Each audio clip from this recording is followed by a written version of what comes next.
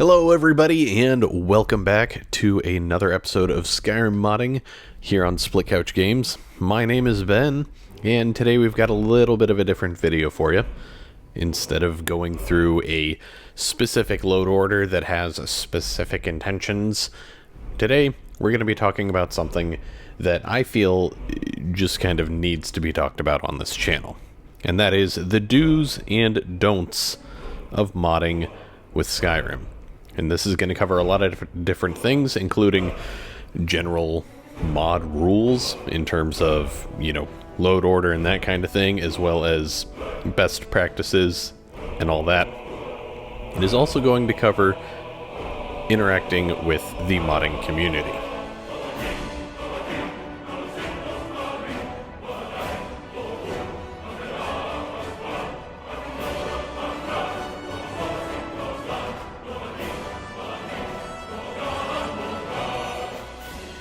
Now, before any of you ask, any footage that you see in the background is from the load order, from the video that I did a couple weeks ago that was how to make Skyrim look next gen. So if you're interested in what mods are used in this video, then go check out that video. There's going to be a link in the description, assuming I remember to put it in there this time. And now, let's get into this. First off, we're going to start with the do's. Keep things kind of positive and upbeat. And probably the thing that a lot of you are more interested in hearing. First and foremost, when it comes to modding Skyrim, and this actually applies for other games, so Fallout 4 on the Xbox One, you will always, or at least almost always, want to start a brand new game anytime you change up your load order. Now, for the most part, adding in a new mod mid-game could potentially not have any effect whatsoever. You could drop it in there, and as long as you create a new save and you're not overwriting an old one or something, for the most part, you won't have any issues. That being said, the more that you do this on any given save, or depending on the type of mod that you're adding in, the more likely you are to cause problems later on down the line. For instance, if you decided to add mid-playthrough a mod that completely changes the perk screen, like Ordinator perks of Skyrim, and you were already, like level 20 or something like that, then that could cause problems. So it's very important to actually take a moment, and anytime you're thinking about downloading a mod, maybe mull over in your mind how big of a mod this is. Not necessarily in just file size, but in terms of what files it may be affecting. The closer the mod gets to touching core function files, things like AI interaction, things like perk availability or item availability, even things that may add in entire areas to the game like quest mods or house mods, that kind of thing, adding those mid-playthrough can be potentially disastrous. So most content creators, most modders and anybody that is familiar with modding will almost always heavily recommend starting a brand new game anytime you're looking to change up your load order. Not only that, but if you remove mods from your load order, same rule applies. Generally, if you're taking something out, continuing on beyond that without that file can potentially cause problems. Now let's move on to number 2 for the do's, and that is read mod descriptions. I cannot possibly stress this any more than what probably any other YouTuber out there has stressed this. It is very important that you read the description for each and every mod that you plan to download. And this isn't just simply because we like wasting your time and think that literacy in America is dying. We're saying that simply because in the description is where you're going to find all sorts of information, including compatibility notes, anything that may give you hints as to what other mods may be recommended for use with that mod, or if it is a collection of mods, what is actually included. So yeah, that's about all I can say for that one, is read the mod descriptions. There's not much more to it than that. Like I said, that's where you're going to find all your compatibility notes and that kind of thing, so it is important. Next up, be smart. Don't waste space with too many overlapping mods, or mods that are completely unnecessary, or maybe even two different mods that essentially do the same thing. That's actually something that I see quite often. I have people say, hey, this is my load order, can you help me figure it out? My game is crashing, and more on that later. But I will look through the mod load order and notice that they have 2, 3, I've seen even upwards of 4 mods that all do the exact same thing. And sometimes the mods will be more collections of mods, and that is a little more okay. If you watched my last Skyrim modding video, you'll note that, or you may remember that I had several different graphic overhaul type mods in that same load order, including Skyrim Graphic Overhaul, City of Skyrim's Retexture Overhaul, the Emrent Skyrim Remaster, as well as Static Mesh Improvement mod. Now, those mods all do very similar things, and I would be very surprised if there was not a tremendous amount of overlap. However, they do all also cover their own areas, so it was, in my opinion, worth having them there. Where it fails to benefit you is when you have several different mods all doing the same thing. So if you have, maybe like a mod that makes Khajiit fur look better, but then you have another one that makes Khajiit fur look better, but it's phrased in just a little bit of a different way. You want to be smart with what mods you download, and this is primarily only important for those of us modding on consoles, simply because our space for modding is quite limited. We do only have 5 gigabytes of mod space available, so it's important that we do our due diligence to make sure that we're not wasting any of that space. Another great way that you can make sure you're not wasting space is just to simply make sure you're not carrying mods that aren't needed. Again, in my last video, and other videos honestly, because it's a mod that I prefer to use, Skyrim player revoiced. I have the young human female, or the young Breton female or something. There are several different voice packages available that revoice the player character. And obviously you're only going to need one of those at a time, so there's no point in having more than one of those downloaded at any given time.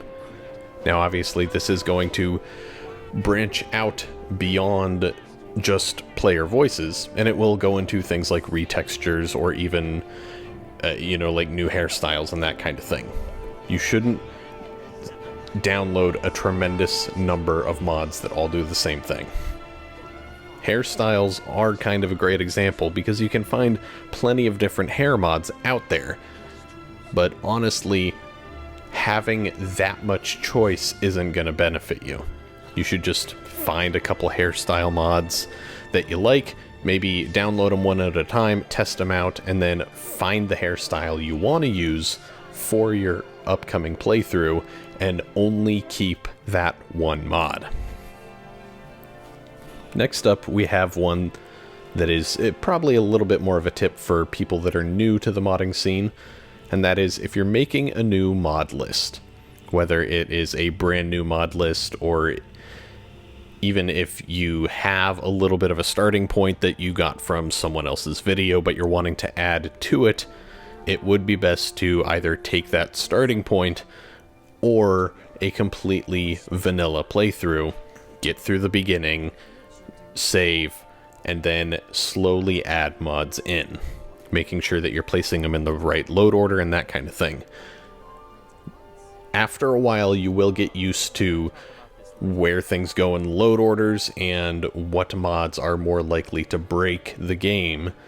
So this process will get faster and you will be able to skip steps. But effectively, what you should do as a best practice is add a mod in, go back, load up your game, test it out, make sure it's not crashing, and then add in another one. Load up the game, test it, make sure it's not crashing, that kind of thing. Rinse, repeat until you've created your mod list. Again, this is something that not everybody really follows, and it is something that you will get faster and better at as time goes on, and you won't necessarily have to load up the game with each consecutive mod that you add in. That is just a tip for best practice. If you often find your game is crashing, it could be that your load order isn't quite the way it needs to be. And this process will help you learn proper load order.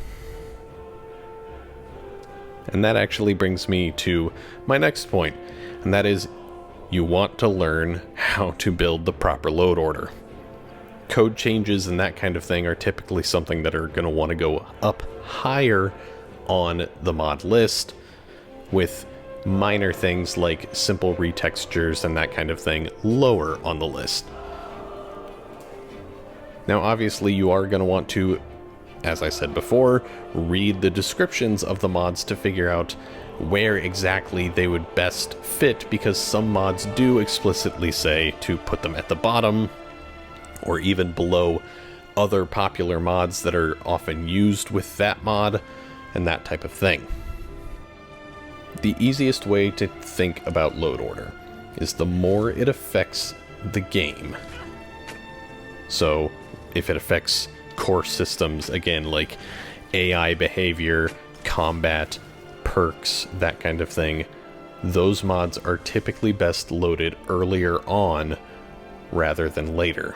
And that is just simply because they touch more of the game and they touch the bigger, more important parts. So it's most likely that smaller mods later on aren't going to touch it. But if they do, you're most likely going to want those changes to win out. But again, can't stress it enough, read the mod descriptions. And if you want to know more about load order building, let me know. Maybe I can make another video that goes more in detail about it, but there are plenty of resources out there, including the Nexus website and the Bethesda.net website. There are forums and everything there that people are very active on. Now that we've got that out of the way, we're going to move on to things that you don't want to do. First and foremost, and I mentioned this before, you don't want to download and or delete new mods in the middle of a playthrough. You're going to want to create a new game, and I can't stress that enough. There are plenty of mods out there that call this out specifically and say that you should not do this, but more often than not, you're going to find those type of instructions on the Nexus version of these mod pages.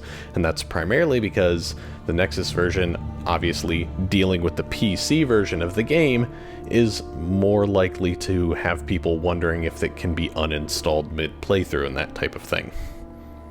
So, as console players, we should just kind of err on the side of caution and never remove or add mods mid-playthrough.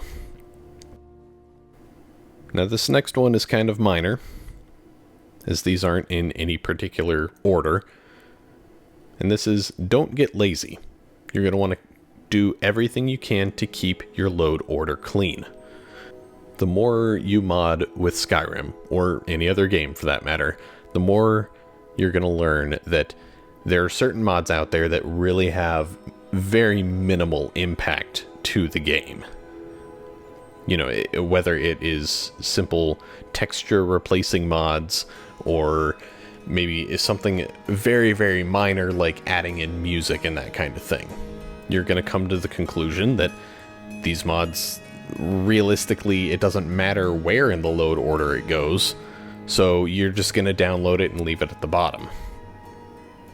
It's always a best practice to have a specific hierarchy and even a specific order to your mods.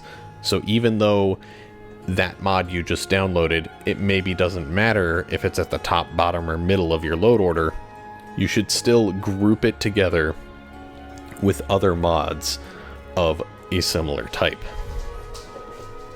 That's why in all of my load order videos, you're gonna often find that things like mods that affect the sound of the game, or maybe graphics or something like that, are all gonna be grouped together. It's not just simply because I'm crazy and I download them in that way, it's because it helps me organize.